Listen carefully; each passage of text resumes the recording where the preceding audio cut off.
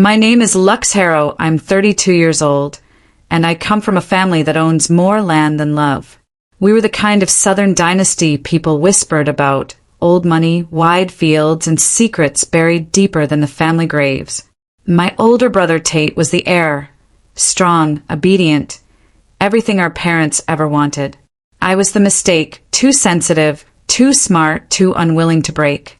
I never belonged in that house, not really, and I learned early that survival meant silence. But 15 years ago, on my 15th birthday, my parents made sure I disappeared. Now I'm back because someone tried to burn that house down, and they didn't know I still have the one thing they fear: memory. And I remember everything. The email came at 3:14 a.m. No subject line. No sender. Just 3 words. Come back now. Attached was a satellite image. The property on Breachers Road. My family's house. Police tape circled it like a noose. A dot of flame, still visible in the upper right quadrant. The barn. I didn't respond. I didn't pack. I just drove. Thunder rolled low over the Mississippi Delta, long and growling like an animal waking. I pressed harder on the gas, tires eating asphalt. My breath fogged the windshield from inside. Every inch of that drive felt like a countdown. The house came into view just after 5 a.m., or what was left of it. I parked at the edge of the gravel, heart jamming in my ribs. Most of the frame still stood. The windows were black holes. A thick smell, ash, oil, memory, hung in the air. Then, a figure stepped into my headlights. I slammed the brakes. The car skidded sideways, gravel spitting out. He didn't flinch. Tate Harrow, or what was left of him. Greasy hair, dirt streaks down his face, duffel bag over his shoulder. His mouth moved, but no sound. I opened the door. Tate! He took 2 steps forward. They think you're dead, Lux. My stomach dropped. Who does? They. He looked over his shoulder, then back. They know you're coming back, Lux, and they'll burn everything before they let you take it. A branch snapped in the woods. We both froze. I grabbed his wrist and yanked him into the car, slammed the door. The lock clicked down. He was shaking. I could feel it through the gear shift. They started with the barn, he muttered. Grandfather's vault. It was underneath. What vault? But he only stared forward. Then, it's not about land anymore. We reached Jackson by nightfall. Tate wouldn't talk. Not even as I booked the motel room under a fake name. Not even when I handed him food, he didn't touch. I showered fast, eyes on the lock. Then I opened my laptop. 3 missed emails. Same sender. No subject line. First one, a scanned document. Faint. Old. A title at the top, Voluntary Termination of Inheritance Rights. Dated the day after my 15th birthday. My signature at the bottom. My hands clenched. I didn't remember signing it, but it was my handwriting. Second email, a photo. Dad and Uncle Bennett, in front of a notary seal. The third? No attachment, just a single line of text. They used you to give him everything. My throat went dry. I turned to Tate. Did you know? Silence. Tate. He finally looked at me. I knew they needed you gone, but I didn't know what for. I swallowed hard. Who owns the house now? He didn't blink. Bennett. Somewhere outside, a car door slammed. Tate shot up. I killed the lamp. My pulse pounded in my ears. Another slam. Closer. We hit the floor. Crawled to the window. 2 men. Black coats. No faces. Moving toward our room. I grabbed my keys, wallet, laptop. Whispered out the back. We ran.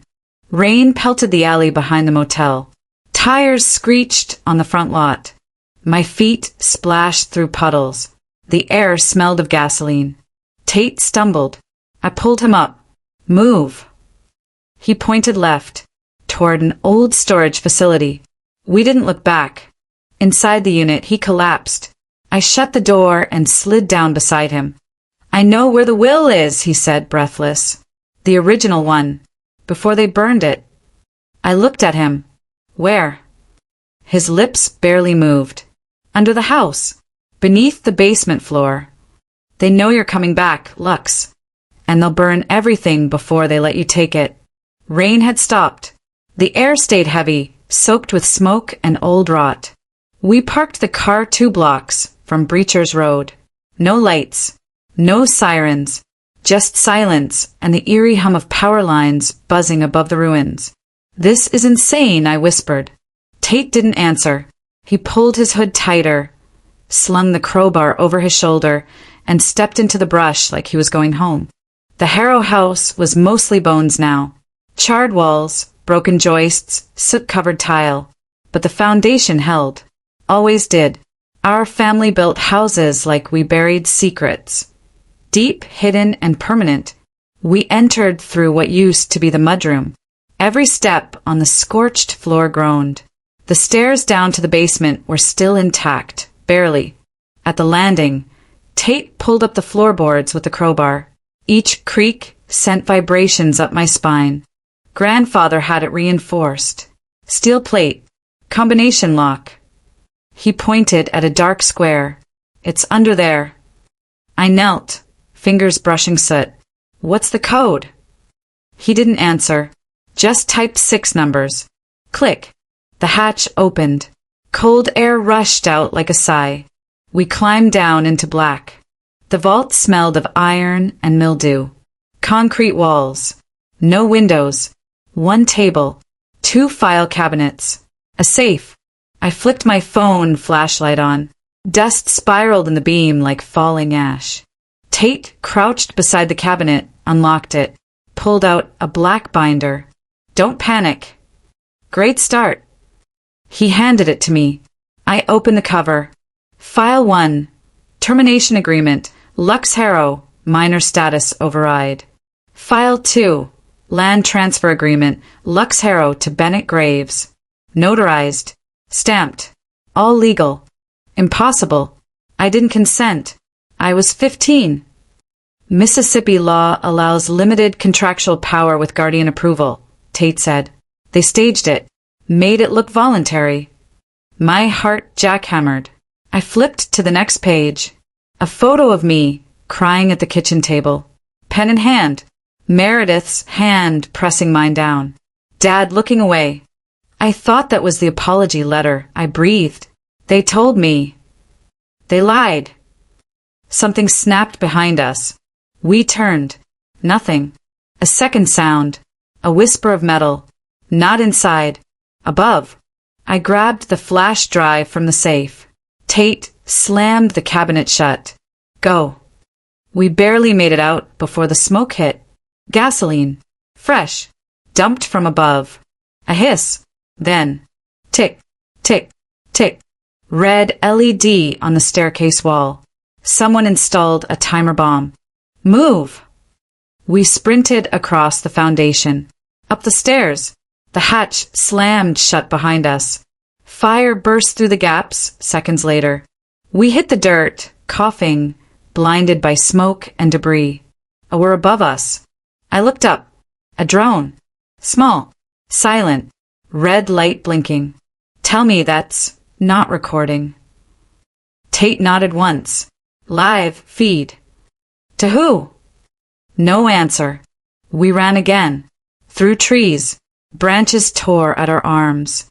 Tate stumbled, rolled. I pulled him up. My legs ached. Lungs burned. A single thought repeated in my head like a scream. Someone knew we'd come. We made it to Corinne's apartment in downtown Jackson by dawn. She looked like she hadn't slept in days. Hair pulled back. Gun on the table. Did you get it? She asked, eyes darting between us. I dropped the flash drive on the table. Her face paled. Then we need to talk. She played the first file. Video. Static. Then. Uncle Bennett. Younger. Sitting in our dining room. I don't care what she wants, he said. Lux is a liability. Get her out now, before the will finalizes. Behind him, Preston Harrow. My father. Silent. nodding. You can't let her keep that land, Bennett growled. You know what's buried out there. Video cut. What is buried out there? I demanded. Corinne looked at me like I'd just walked into a war I didn't understand. Not what, she said.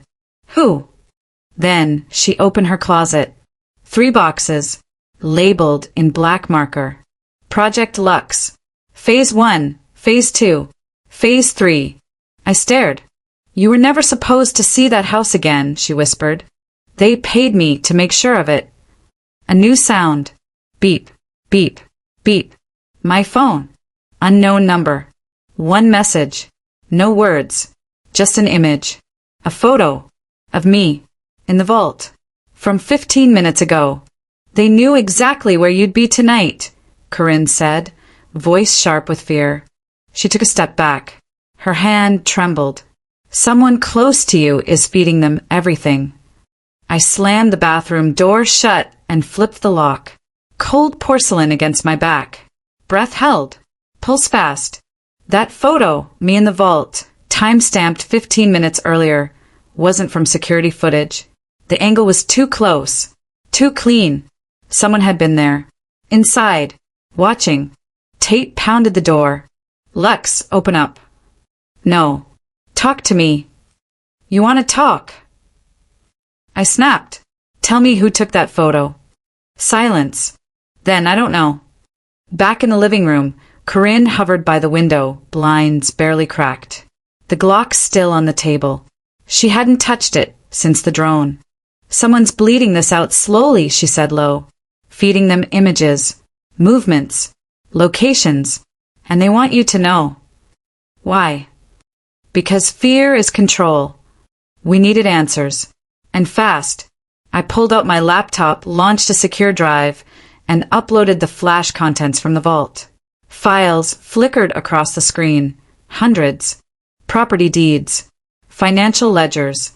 Emails between Bennett and legal firms. But one folder was locked.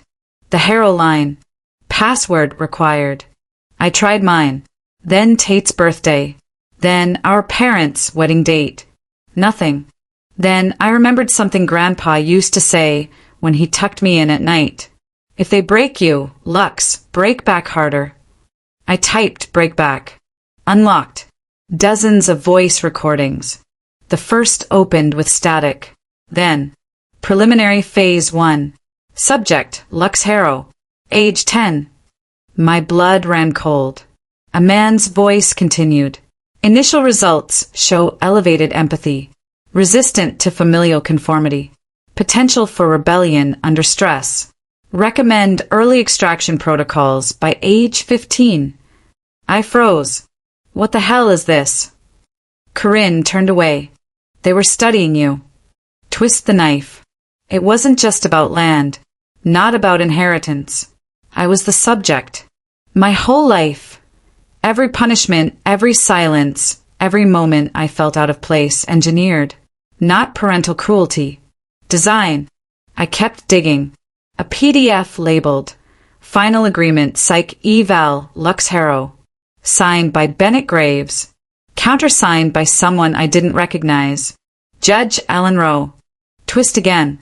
Judge Rowe had overseen my custody transfer the night I was kicked out. He'd ruled it voluntary departure due to behavioral instability. Now he was part of the project. They didn't just get rid of me. They erased me. Corinne walked over.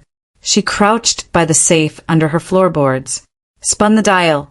Inside, taped to the lid, was a flash drive. Never thought I'd give this to you. I stared at it.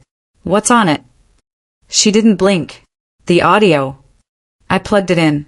Grandpa's voice. Raspy. Breathing hard. If anything happens to me, if they take the land, if they silence Lux, this recording must be heard. My will is clear. Lux Harrow is the sole heir to the Harrow estate. Pause. She is not weak. She is not broken. She is the only one I trust. My throat clenched. All these years I thought I was disposable, invisible. Turns out I was the key. We needed to go public, expose them. Take the audio to someone who could act. Tate spoke up. There's a guy. Federal fraud investigator. Jackson Branch. I know someone who can set up a meeting. I narrowed my eyes. Who? He hesitated. Uncle Bennett's old accountant. Switched sides last year. Got cold feet. I wasn't sure I trusted it, but we were out of options. We drove through the night. Motel lights blurred past. Rain scattered on the windshield like static. Corinne kept glancing at the rear view. No one's following, she said. I didn't believe it. The back of my neck prickled the whole drive. We met the agent in a diner. Booth in the back. Vinyl cracked. He wore no badge, just a gray jacket and a frown. You're Harrow. Lux. Yes. He nodded. Play it. I slid the flash across. He plugged it into his tablet. Listened. His brow furrowed. Where did you get this? It's real. My grandfather's last will. Who else has heard it? Just us. Wrong answer. He stood up. Fast. Reached for his belt. I grabbed Corinne. Run. We made it out through the kitchen. Back door. Rear alley. Engine revving. Tires screeching. Bullets hit the dumpster behind us. Sparks. Tate yanked open the car door. Get in. I dove in. Corinne after me. Tate peeled out. My heart thundered in my chest. Tate didn't speak the whole drive. Until finally, he pulled off the road. Gravel crunching under the tires. He parked. Turned to me. I didn't tell you everything. I stared at him. What? He looked down. They offered me a choice, Lux. What choice? His voice broke. Help them monitor you, or they'd put me in your place. The hallway lights die. Then a whisper. Tate is here, and they've turned him against you. Tate's confession hung in the air like a lit fuse. They said if I didn't help them track you, they'd sign me into the program next. My chest tightened. So you fed them everything? My location. The vault. Corinne's apartment. He nodded once. A slow, ashamed motion. I thought I could control it. His voice cracked. But you can't bargain with people who don't see you as human. I swallowed hard. Then why warn me at the motel? Because they told me the next phase was removal. Cut scene. A pair of headlights appeared in the rearview mirror. Too still, too quiet. Engine off. No movement. Someone watching. Again. We moved. No time to think, only run. Tate took the back roads. Asphalt wet. Pine trees crowding the shoulders. The sky bruised with coming dawn. I held my phone tight. My mind tighter. They always said pain was the price of being alive, I muttered. I just never knew whose idea of pain they were measuring. Corinne twisted in her seat. Lux, that's not philosophy. That's a warning. A narrow dirt road led into the woods. Tate pulled in. Killed the lights. This is where they took you? I asked. He shook his head. Where they took me. A beat. Once. For a trial run. Trial run. My skin crawled. We stepped out. The smell hit first. Bleach, wet wood, rust. Then the cabin. A small structure. Boarded windows. A padlocked door with no address. No mailbox. No trace of being lived in. Panels on the left, Tate said. Corinne pried it open using a screwdriver from her pocket. Lock popped. Door creaked. The darkness inside felt alive. Flashlight on. Cinematic cut. A cot. Metal restraints. Scratches on the wall.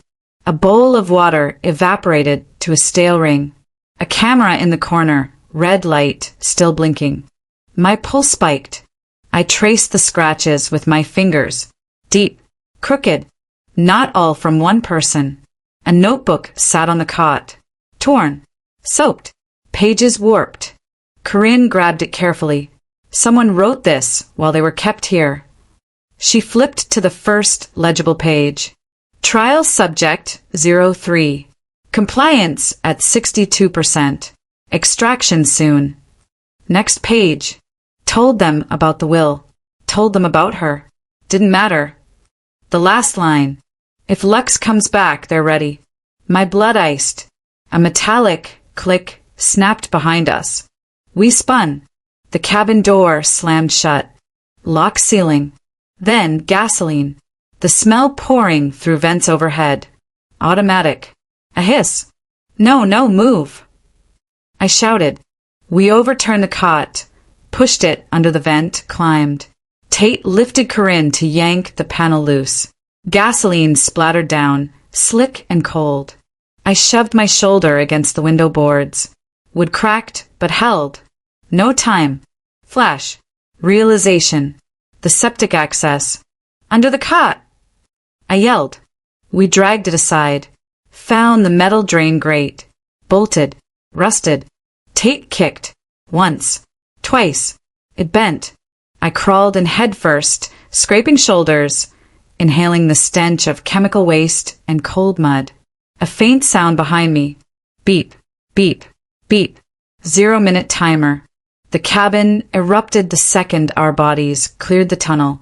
Heat roared past my ears. Dirt rained down. We lay there shaking, covered in mud and smoke. Corinne coughed. They're escalating. They're done warning. We emerged into the treeline, burned cabin behind us. A perfect trap.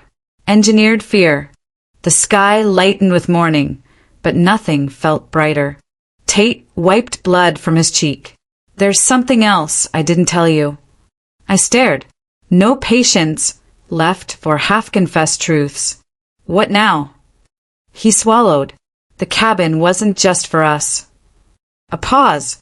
It was for every heir they couldn't manipulate. My breath caught. Every heir of who? He held my gaze. Grandfather. Cut scene. My head spun. You're telling me he wasn't just protecting land. He was protecting people. Programs need test subjects, he said hollowly, and Bennett needed control.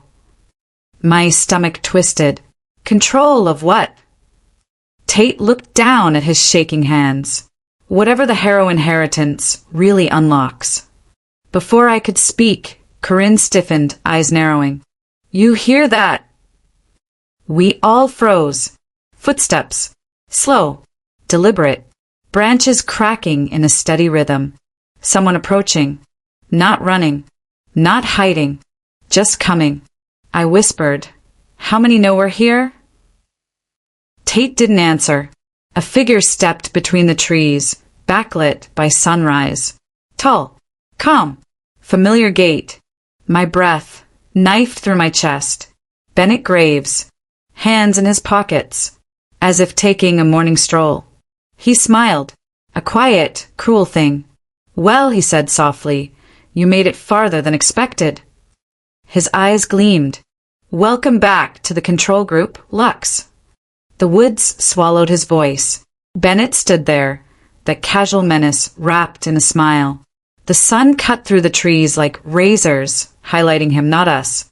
He was never the type to run. Monsters don't need to. Corinne raised the Glock slowly. One step closer, and I swear. Relax, Bennett said, unblinking. I'm not here to kill you. Just trap us in a gas-choked cabin. I fired back. He smiled again.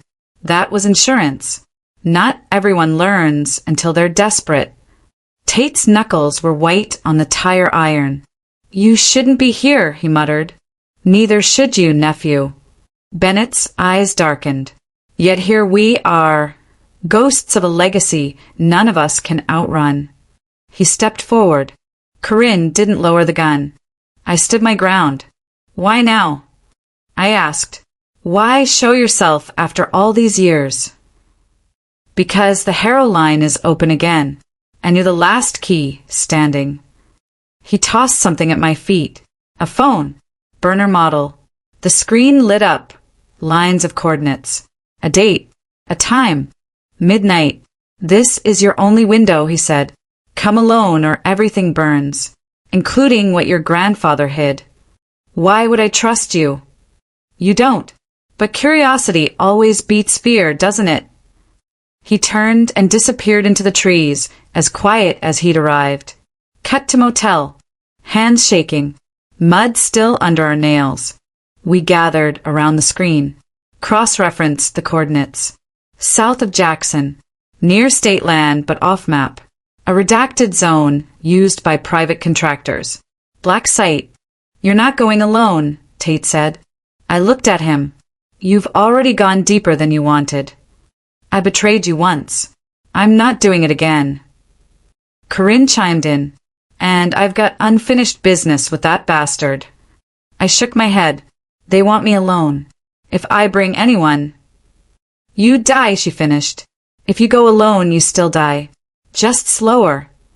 I stood up, my voice low. Then we don't follow the rules. We bend them until they scream. We needed access. We needed leverage. We needed insurance. Corinne reached out to her hacker contact. AMC. Paranoid. Ex-cybersecurity analyst turned ghost. She burned an old favor. 30 minutes later, we had a ping on the site's camera feeds. Low res.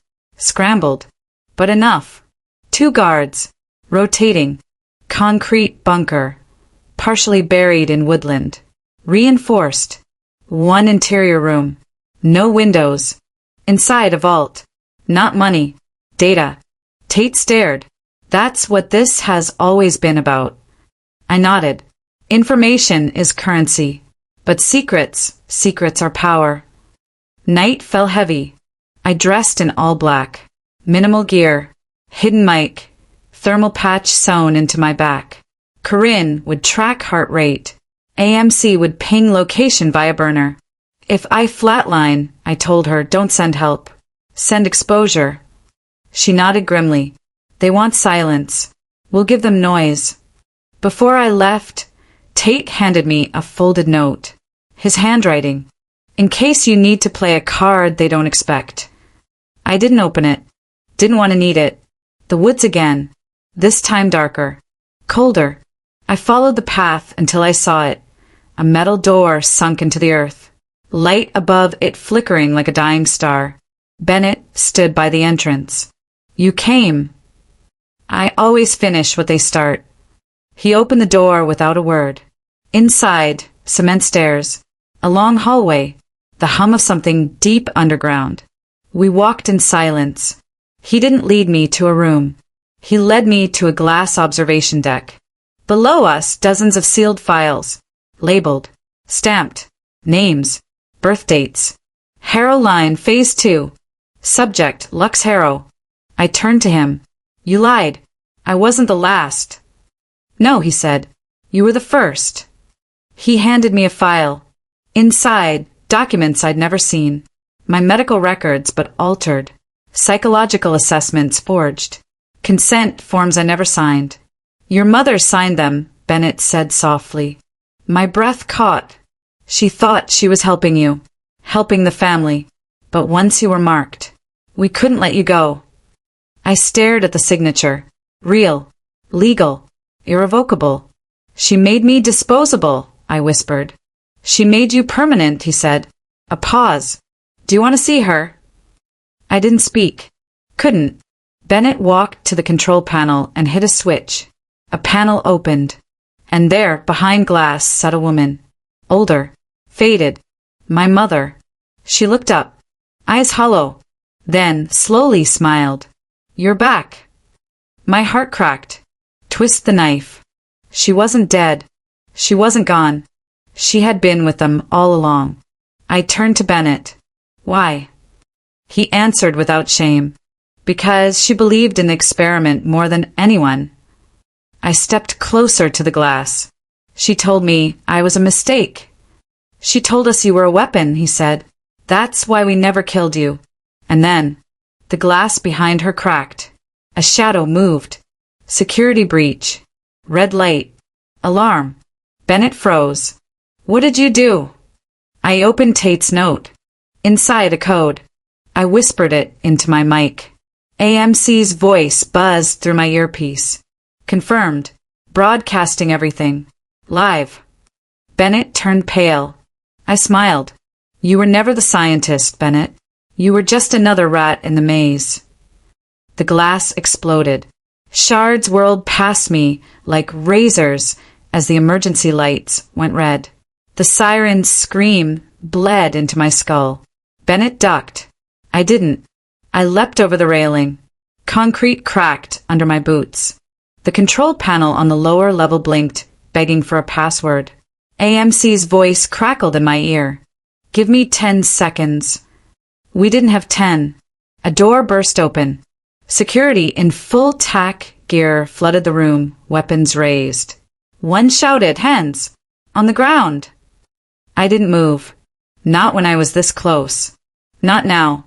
My mother stood behind the glass, still somehow untouched. She smiled again. But it was different this time. Not vacant. Not warm. Knowing. AMC buzzed. Done. Uploading. Copying. Purging. The files on screen blinked out one by one. Names, locations, test subjects. And just before the wipe, a new name flashed. Tate Harrow. My chest tightened.